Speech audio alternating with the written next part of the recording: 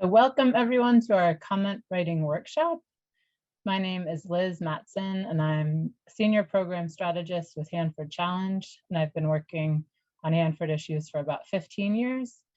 And the workshop topic today is one of the more confusing comment periods I've encountered in the past 15 years. And so normally we kind of wait until the DOE's public meeting and discussions in the Hanford Advisory Board to put a workshop together. And this time we wanted to do it early in the process, because in our own process of trying to understand what this comment period was about, we thought that providing additional context for people who will be attending future meetings would help tee up questions or kind of provide the framework and context that will help everyone learn together.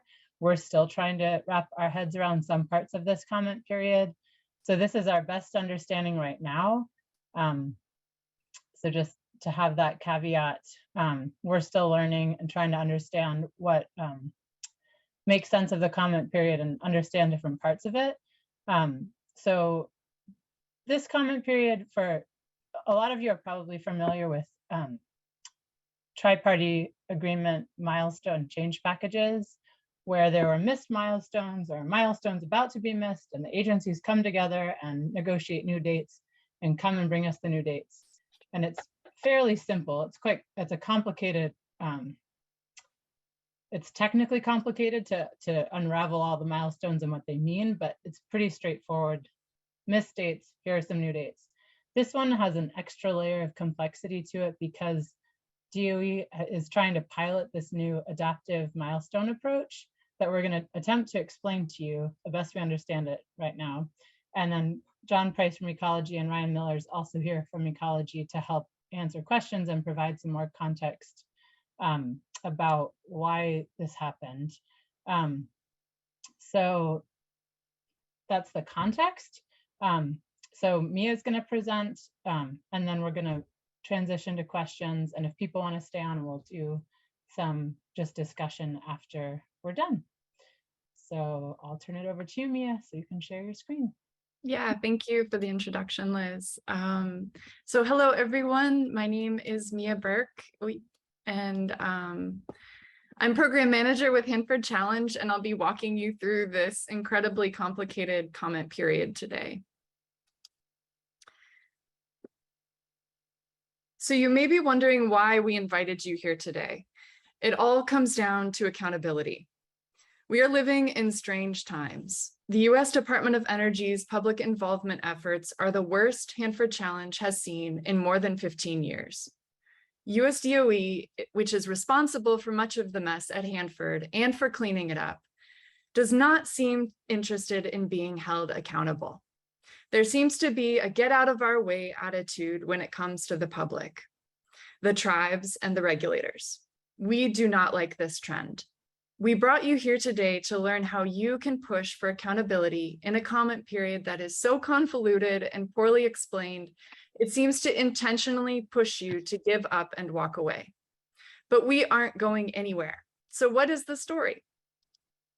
Well, when plutonium production ended, the country and the state needed a plan for how to deal with millions of gallons of chemical and radioactive waste in underground tanks, billions of gallons of contaminated groundwater, waste left in ditches, trenches, and cribs, unlined trenches of waste in barrels and boxes, and a vast network of buildings and reactors at Hanford that made plutonium for nuclear weapons. USDOE, the federal agency responsible for the mess, the state of Washington, and the Environmental Protection Agency were named the three parties who would work together to clean up and regulate the remediation of this mess.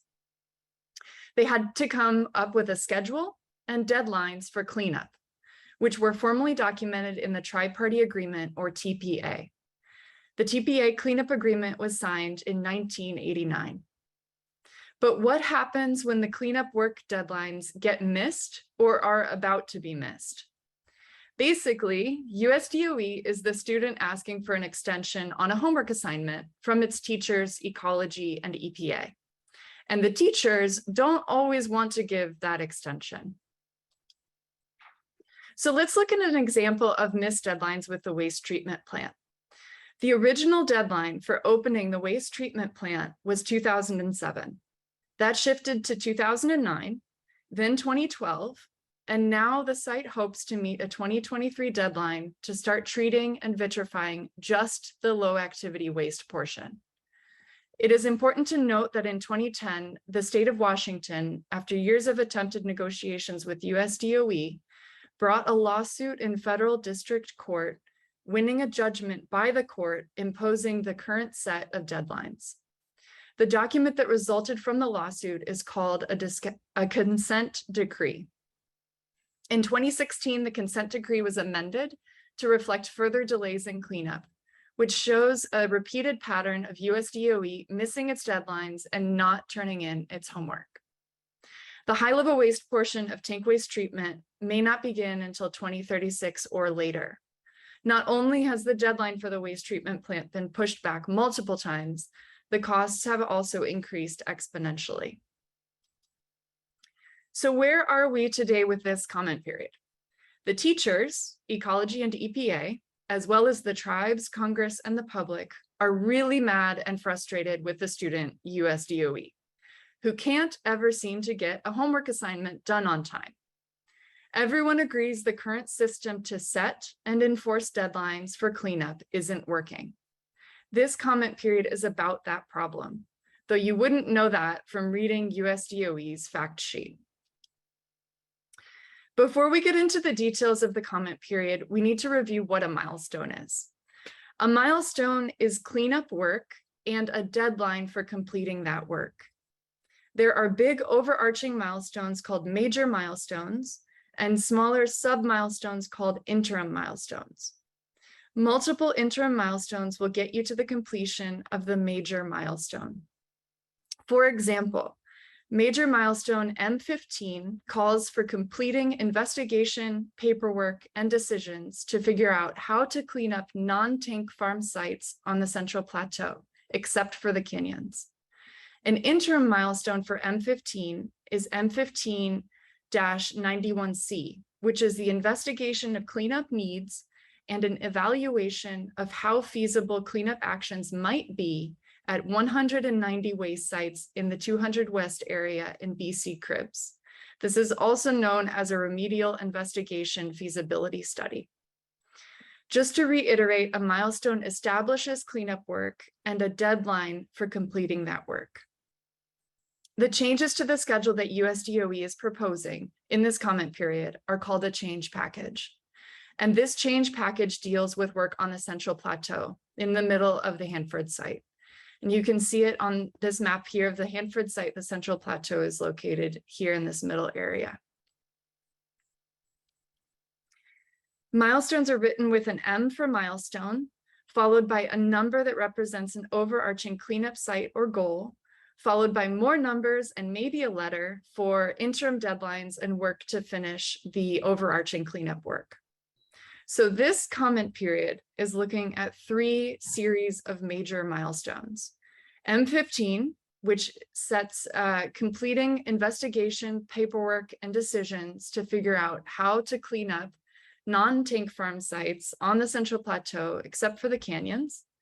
M16, which is cleaning up the non-tank farm sites on the Central Plateau, except for the canyons. And M85, completing cleanup for canyon facilities B plant, Purex, and redox, where they dissolved fuel rods to extract plutonium, and waste sites near those buildings. Also, some of the interim milestones in this comment period are setting a deadline to make a new deadline, which is pretty fun. This comment period is asking for your input on one thing. Do you agree with the cleanup work USDOE selected in the milestones they added and updated in this change package? Should they have prioritized different work?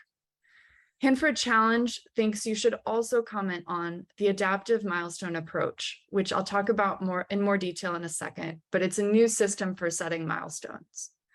Just so you know, for this comment period, the TPA agencies aren't seeking input on the adaptive milestone approach, but that shouldn't stop us from commenting on it. So what is the adaptive milestone approach? It consists of 3 different parts. So first is a computer model, which was imported from the United Kingdom and used previously at a nuclear waste site called Sellafield. USDOE wants to use this computer model at Hanford. The computer model puts in variables like available equipment and personnel and available cleanup budget, and then sets realistic target dates for completing the cleanup work. A contractor is in the process of building the computer model for Hanford, but it isn't done yet. The model will be used to set milestones in the future. The second aspect of the adaptive milestone approach is creating 3-year batches of milestones that are negotiated between the agencies every 3 years. The newly proposed milestones for this comment period are for the years 2022 to 2024. This means these milestones have deadlines in the 2022 to 2024 timeframe. The third aspect of the adaptive milestone approach is breaking up milestones into even smaller pieces of work than interim milestones. This is meant to create more specific, targeted cleanup activities. For example, instead of having a milestone that says, demolish this building, the new smaller milestone would be get ready to demolish the building, and so on and so forth. The adaptive milestone approach would break the work up into more manageable pieces. So you may be wondering, how did USDOE get this list of prioritized cleanup work for the Central Plateau? Some Central Plateau milestones with deadlines in 2023 were about to be missed. USDOE proposed this new adaptive milestone approach, and EPA and Ecology agreed to give it a trial run for one Central Plateau contractor called Central Plateau Cleanup Company, also known as CPC Co. 14 milestones were placed in abeyance, which means the regulators let them be suspended without setting new dates. USDOE would use the new computer model and the 3-year batching concept to deal with the 14 suspended milestones in 2024. But USDOE needed to continue putting Central Plateau cleanup work, which was part of those suspended milestones, in the new CPC-CO contract. The CPC-CO contract is a new end-state contracting model that requires the contractor to complete the milestones versus just working on cleanup for a set amount of time with no required finished product. USDOE is trying to align the new milestones with the end state contract for CPC-CO. The new milestones allow for shorter term work with a definite end goal. Just to reiterate, some Central Plateau milestones were about to be missed, and USDOE wanted to try a new method of setting milestones called the Adaptive Milestone Approach. The 2 regulators agreed to let USDOE try the Adaptive Milestone Approach out on CPC-CO contract work. In order to do this, 14 milestones had to be suspended. USDOE came up with new interim milestones that would align with CPC-CO's contract. The milestones proposed in this comment period are those new interim milestones USDOE came up with. Just as a reminder, this comment period is asking if you agree with the cleanup work USDOE selected in the interim milestones they added and updated in this change package. Should they prioritize different work, such as some of the 14 milestones that were suspended? Hanford Challenge has a few concerns in regard to this comment period. The first is we wonder, is this just a way for USDOE to do whatever it wants? Where is the big picture? Are these just rolling milestones? What could get missed by switching to this approach? For example, if USDOE is establishing interim milestones in 3-year batches, will that cause them to lose sight of the major milestone deadlines and work that needs to be done? Will this greenlight using the adaptive milestone approach for non-tank Central Plateau and river corridor work? USDOE has agreed to only use the new adaptive milestone approach on non-tanks, non-waste treatment plant work. How are budget issues being addressed? USDOE uses a constant narrative that portrays itself as operating within a fiscally constrained environment. However, USDOE's own life cycle scope, schedule, and cost report estimates a need for dramatically increased yearly spending in the coming decades to keep pace with Hanford cleanup. A computer model isn't going to solve Hanford's budget problems.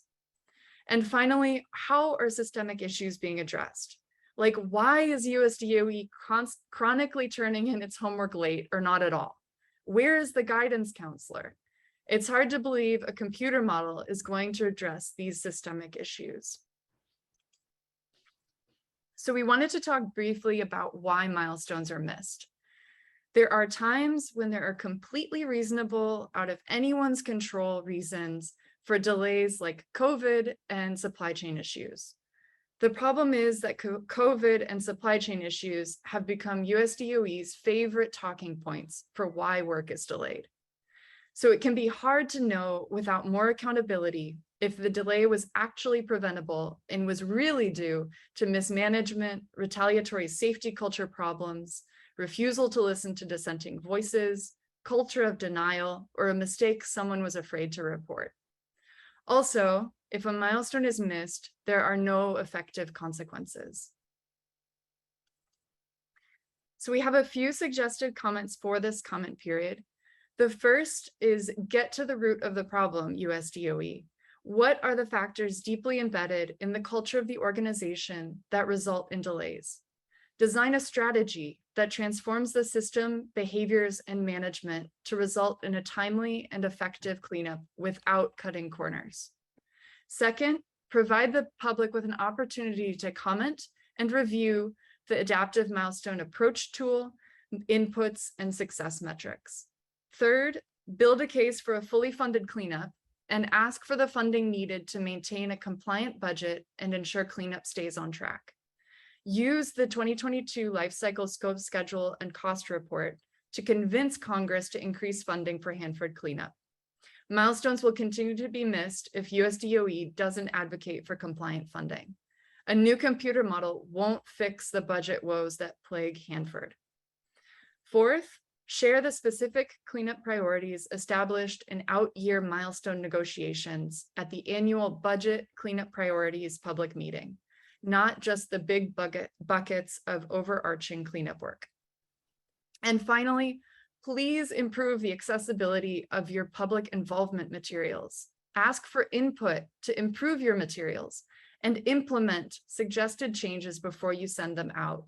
Meaningful and accessible public involvement is non-negotiable. So comments are due by midnight on August 19th. We are working on getting a petition together that you can add your personalized comments to. And there are still some things we're trying to understand, as Liz mentioned, and outstanding questions we have. We're hoping by giving this presentation far enough in advance, you can have time to mull all of this over and bring your questions to the USDOE public meeting next week on August 9th. There is also a Hanford Advisory Board River and Plateau Committee meeting on August 11th that will cover this topic as well. And so now I'm going to turn it over to John Price and Ryan Miller from the Washington Department of Ecology to share their perspectives on this comment period. And then after that, we'll open it up for questions.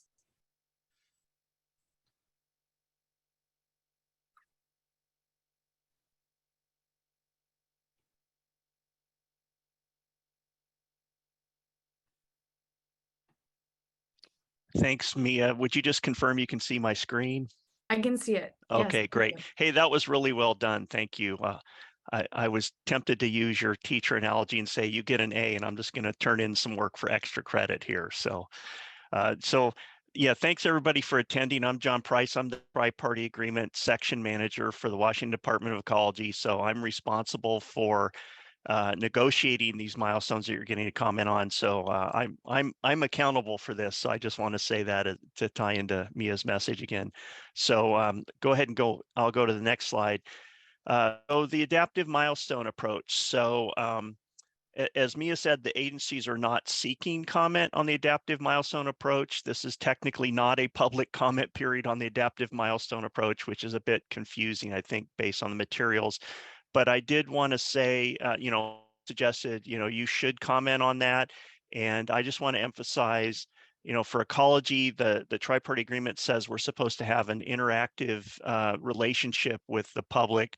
So we'll take comments on anything, anytime. So, feel free to comment on the adaptive milestone approach, even though that's not technically part of this comment period. So just really clear, we're not making any changes to the legal part of the tri-party agreement or the attachments to the tri-party agreement that mention the adaptive milestone approach. So that's just to be clear.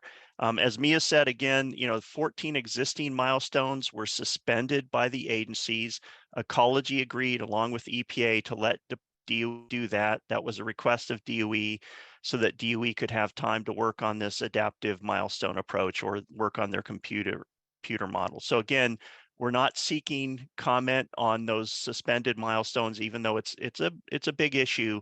And I'll come back to public comment on the suspension in a couple later slides. Okay, so I said that Ecology agreed to the suspension, and Ecology, along with EPA, supports DOE getting the time to work on their adaptive milestone approach. So I should explain, why do we support that? So I want to go back to 2016. Again, I was involved with changes to the tri-party agreement back then, which included some significant delays to milestones. And we negotiated new milestones back in 2016, assuming that there would be a budget of about $1 billion per year, a little bit more than that for the non-tank farm, non-waste treatment work at Hanford. DOE has missed or will miss most of the milestones that we negotiated back in 2016. So there's good reason to try and do something different. And DOE suggested that something different could be this adaptive milestone approach, but they asked us to suspend the 14 milestones, which we agreed to do. And Mia mentioned a schedule for a schedule. So in 2024, DOE is required to give Ecology and EPA new dates for those 14 suspended milestones. So that's part of what you're being asked to comment on, is the schedule for the schedule that's due in 2024. Okay, so I've talked about a couple things that you can't comment on. Well, I shouldn't say that you can't comment on. You can comment on anything, anytime, as I said, but we're not seeking comment on the adaptive milestone approach or the 14 suspended milestones. What we are asking for comment on is a package of work that Mia already covered. And that package of work is for a 3-year period, the federal fiscal years 21 or 22, 23, and 24. And so the federal fiscal years run from October of 2021, that's in our rearview mirror already, through 2024. And we've actually got a few milestones in this package that go out a little beyond that, and Ecology and EPA asked for those. And so this package of work is work that DOE can complete in the next couple of years. And we felt that it was important to have DOE be accountable for some work in this 3-year period while they're developing the adaptive milestone approach. And again, just to be really clear, the milestones that we've negotiated that are out for public comment were not developed using the computer evaluation tool. That computer evaluation tool is still being worked on, so it wasn't used, it's not done. And then again, as I mentioned, which is really important, so I'll mention it again, in 2024, June of 2024, DOE will have to propose new dates for those 14 suspended milestones. So that's the schedule for a schedule. And there will be a public comment period on those 14 suspended milestones when DOE proposes new dates out in 2024. Okay, so what's the pros and cons of the milestone package that we're asking for comment on as far as Ecology is concerned? So a couple things that we like. One is DOE will propose by 2024 a cleanup plan for what I'll call the smaller, more shallow waste sites in the Central Plateau. So Ecology as well as EPA feel that it's important for DOE to show progress. And it's also important for DOE to be digging up contaminated soil so that they can mix that contaminated soil with the contaminated building debris from buildings that they're knocking down. Another thing that Ecology really likes is in 2026, so there's a date that goes out beyond 2024. In 2026, DOE will submit to Ecology what's called a treatability test report. DOE has been working for a number of years on new technologies to clean up what we call the deep vadose zone. And that's the soil deeper than about 100 feet below the ground surface. So DOE technically has a capability to dig up contaminated soil that may go down 20, 30, 50, even 80 feet below ground surface. It's just not practical to dig below that depth, but there is contamination deeper than that. So Ecology and EPA have been challenging DOE for a number of years to come up with technologies that can be used deep in the soil column to clean up the contaminated soil. And that includes both liquid waste disposal sites, as well as Ecology believes the contamination around the single shell tanks could also be subject to cleanup by these deep vadose technologies. Okay, so those are things we like. What are a couple things that we don't like? Well, one big thing is when those new milestones are proposed in 2024, the budget challenge is still going to be there. So I mentioned that the milestones in 2016 were based on a $1 billion per year budget. That budget need will not go down by 2024. In fact, it will go up with inflation or escalation.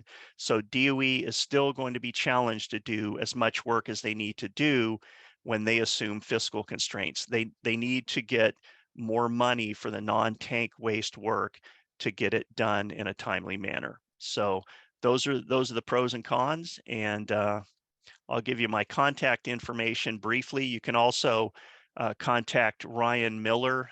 His contact email would be ryan.miller@ecy.wa.gov. It's similar to my email. Again, that's ryan.miller@ecy.wa.gov. And I will